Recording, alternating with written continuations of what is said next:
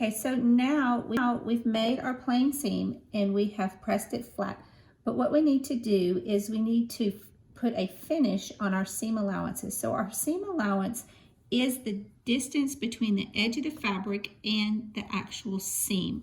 So this 5/8 of an inch is what we call a seam allowance. It's the part of the fabric that goes on the inside of the garment that we lose because it is inside, and it's what we've used to hold the two pieces of fabric together.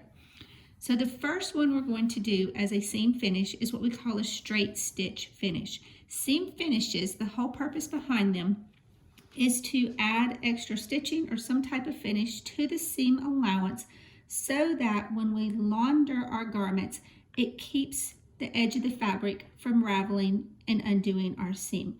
So the first one we're going to do is what we call a straight stitch seam. We want to fold our fabric back out of the way so that we only have the layer of our seam allowance. And we are going to sew close to the edge of the fabric within our seam allowance. And we're just going to do a plain seam through that seam allowance only. So again, we're going to back stitch. And then we're just going to stitch straight down the fabric.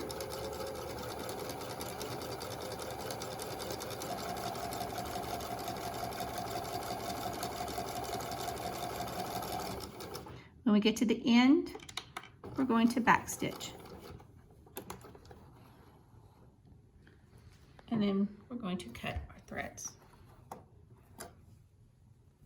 And that is a straight stitch seam finish.